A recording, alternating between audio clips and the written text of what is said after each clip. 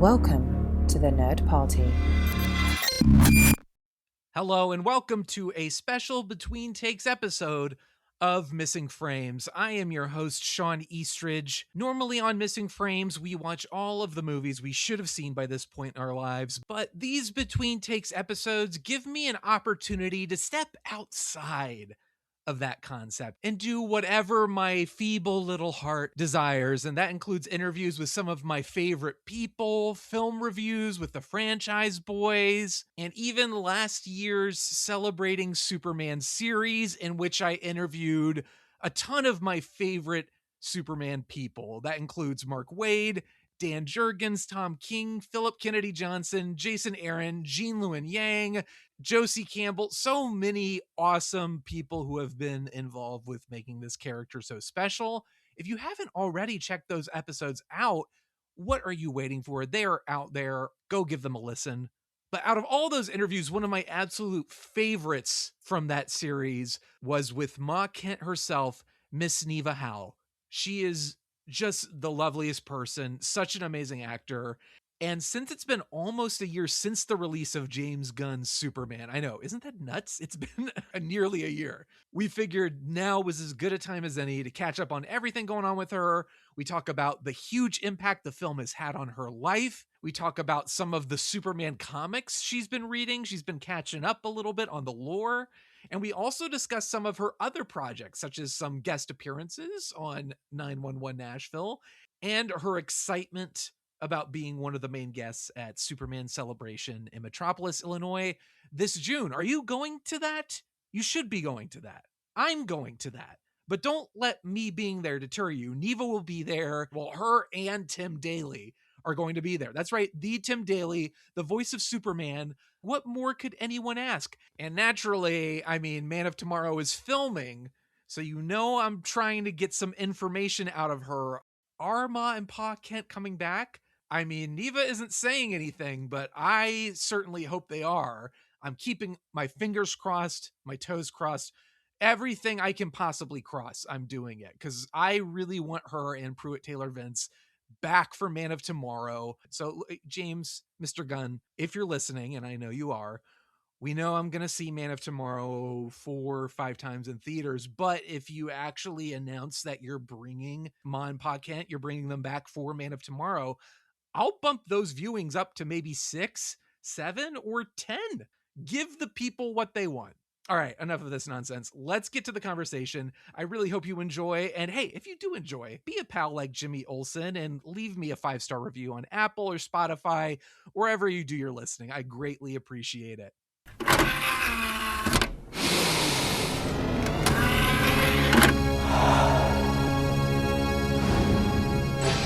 Now available to own on video cassette. All right, Neva, we're back at it. Yes, we are. Back in the saddle. It's been a minute. We've had offline discussions. Yes, but we now have. we're back in an official capacity. How does it feel? How do you feel being in the interview seat again, the hot seat? Well, with you, it's great. You always make me feel so comfortable, Sean, and I really appreciate that. Well, you're the best, and you've been so sweet and so supportive, and I really appreciate that too. Well, thank you. It's been about a year now. When we talked, it was, I think, the end of July of 2025. The film had been out for a few weeks. I'd seen it at least 20 or 30 times, as I am wont to do. I think that's the term. As I am wont to do. Yes, there we go. That makes me sound way smarter. But in the years since, how has it been? How has your life changed? It had just kind of started to explode at that point. Reflecting back on the past year, how does everything look now? Well, I went from, basically being nobody knew me to everybody knew me. And it was really kind of surreal. And I will say my little town, the community was just so supportive and so excited for me. And all the ladies at the apartment complex where I live, we all went to the theater together, and they were just as excited as I was to see me on the screen. So it's been wonderful that way. But the biggest blessing, I think, Sean, has been the fans, meeting the fans, because without fail, there would be more than one person who would come up and end up in tears, talking about how Ma impacted them, because I reminded them of someone that they had lost and who they had loved, and I would be crying right along with them. Yeah. So it's been a huge blessing to know that I've been part of something that is really touching people's lives. Yeah. I've been lucky enough to come hang out with you at some cons. Yes. And one of the joys for me too is seeing your interactions with fans and the outpouring of love that you get, but also everyone. It's not just a, hey, can I get a photo? It's everyone has a story to tell, like you're saying. They do. The film means so much, and your portrayal of Ma, this wonderful, famous character that's been so beloved, has gone down. I think so many fans love it, and I have gone on the record. I'll go on the record right now as saying you're definitely my favorite. My favorite Ma. You and Pruitt are so special in this role, and I just love seeing the impact it's had. Pruitt Taylor Vince is one of my favorite people on the earth, and I just adore him, and I cannot imagine anybody else playing Pa.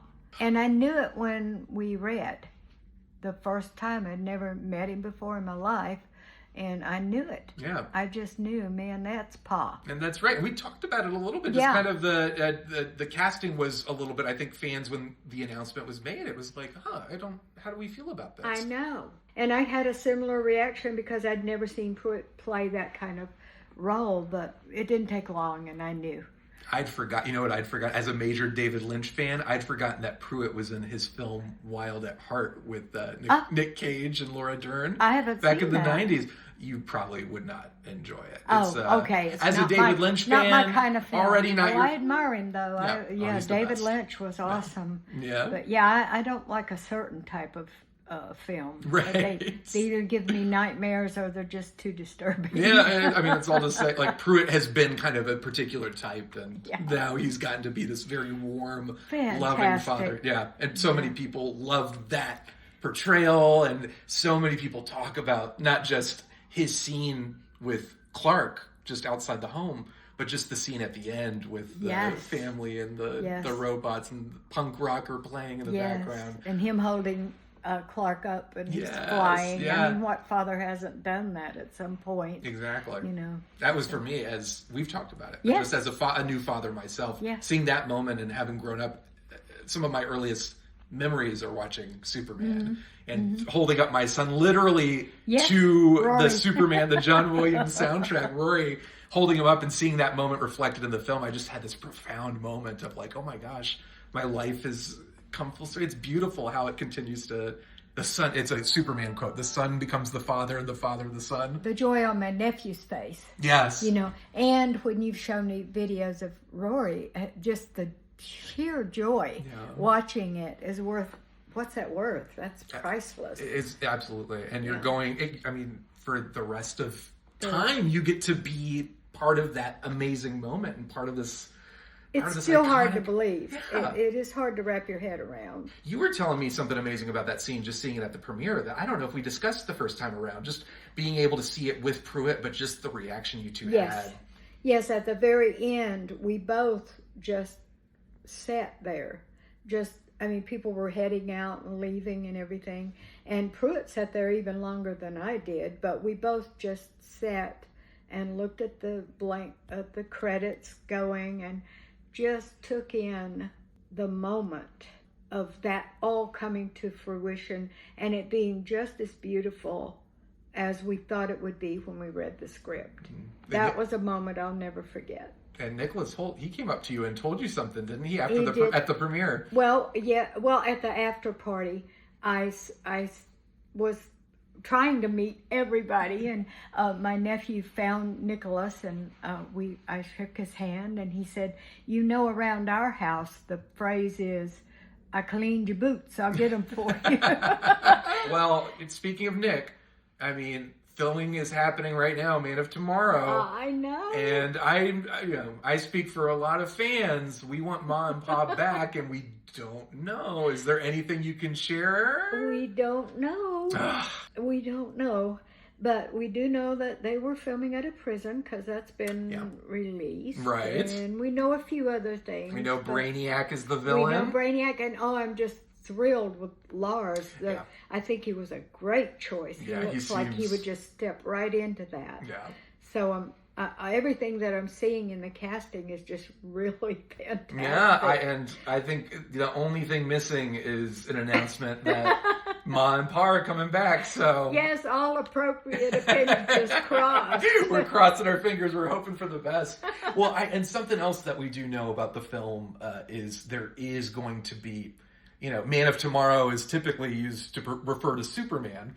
But I don't know, Lex may be taking a primary role in this. I know James has said a few times in interviews, it might be as much Lex's movie as Clark's movie. Yes, I think I saw something about that. Yeah. And I think there's a hint, and this is what gets me the most excited, that these two are going to have to work together to face a greater challenge, Brainiac probably. Right. And just know Nick and David behind the scenes, their interviews together, they have such a love for each other and their chemistry. They're so funny together. I love watching them in interviews, and with Rachel as well. They just have such a camaraderie between them that it's nice to see. Yeah, and I'm glad James seems to have recognized that. And as a Superman fan, as somebody who has read a lot of Superman stories, I have to say there are stories where Lex and Superman have reluctantly to team up, but not.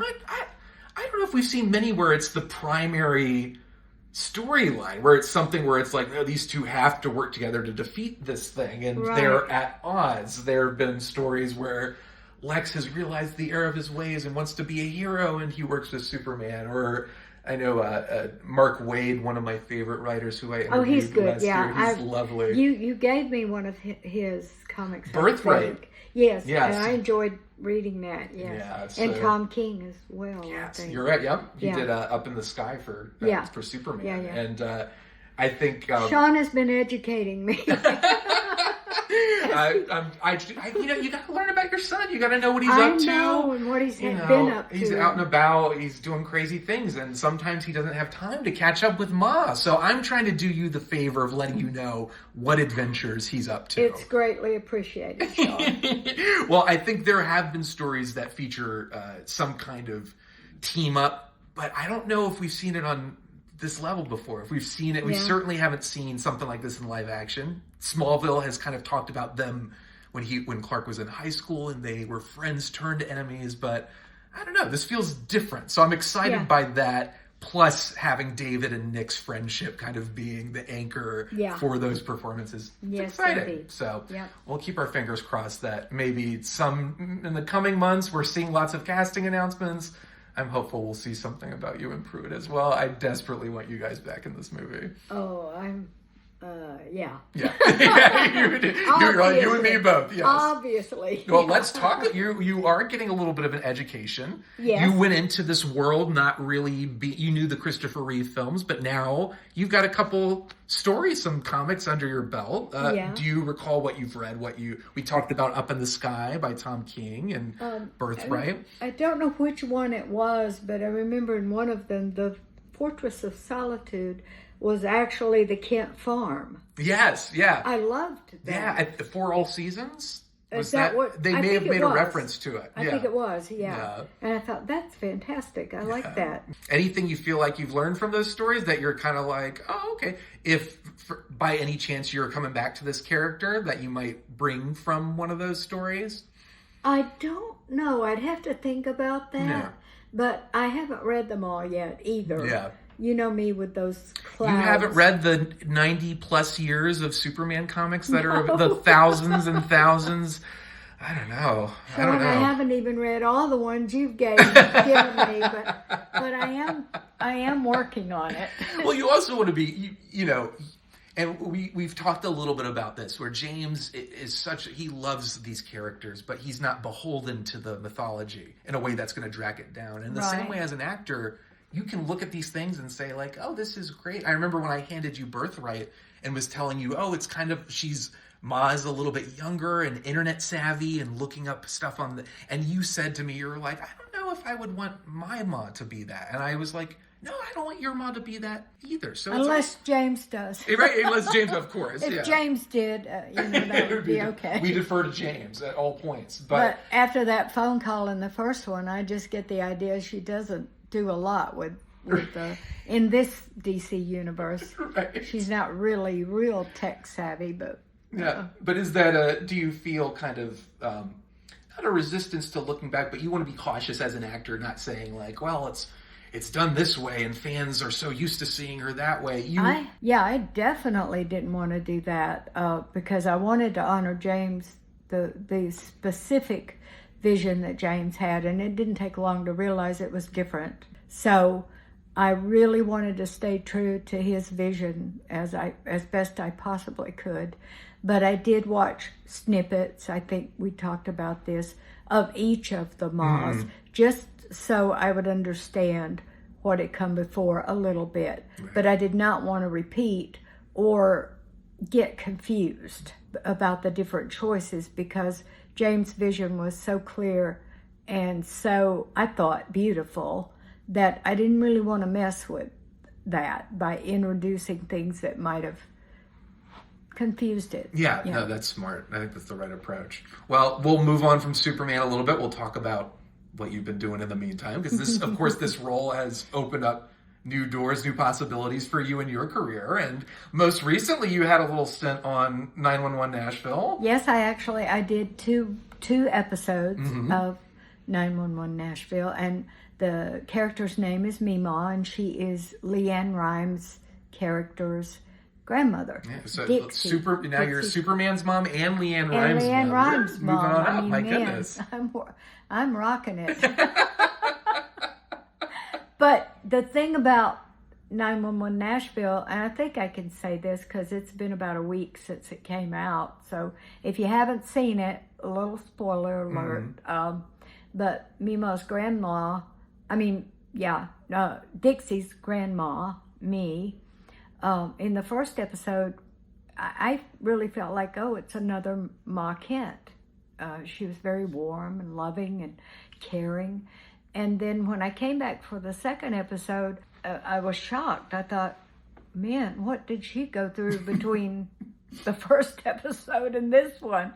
Because she was pretty tough and rough around the edges. Right. So it was a great fun. Yeah, it was fun because, my wife watches way more TV than I do. She's more involved. She knows the 911 shows and the spinoffs. She's very familiar with it. Yeah. But when you mentioned you were going to be on it, I was like, well, now I have to check it out. And that was my exact thought. The first episode, you're very kind, and I was like, yeah, of course, Mom. Like, I see it. And then this latest episode where you're kind of like... Well, we won't give too much away, but she's pretty feisty, feisty. And tough love. I'm very tough love with Dixie. And at first I thought, well, man, where did the Ma Kent vibe go? And then I realized it's still there. Yeah. It's just being expressed through a very different personality, but she would do anything on earth for Dixie. She loves her granddaughter. Yeah. So in that way, she still has the Ma Kent spirit.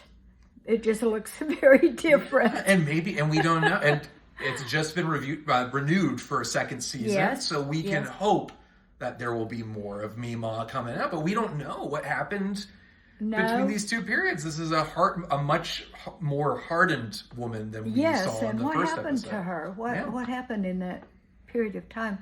I hope they will explore it. And Leanne Rimes is just a ball of light. I just had so much fun working with her. Yeah. And I was so, shocked and blessed that she posted an Instagram post. Did you see that? Yes. And she was talking very positively about me.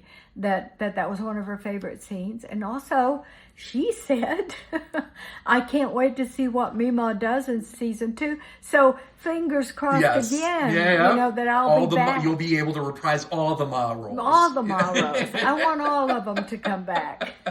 And you've got another film you're going to start filming later this year in the fall? In October. Okay. That is another one that I'm very excited about. Tell me a little bit about that, or what you can tell me. It's a true story. Maggie is producing and directing it. And I met her when I was in LA.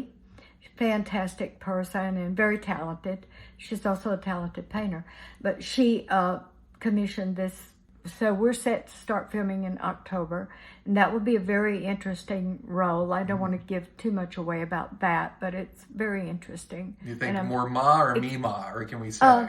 I think she starts out a little bit more like Mima, but at the end, I believe she might be more like Ma. Okay. So there's both of them are going to be in there somewhere. Which one is more fun for you? Well, that's hard. When I see you in the roles where you get to be like a little bit crankier, I can tell you're having fun, and there's a part of me that feels like.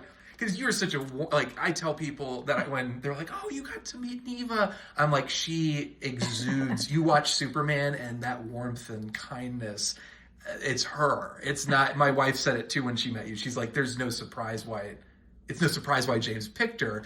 And I think that might feed into why maybe it's fun for you to get to play those more curmudgeonly roles or a little more villainous.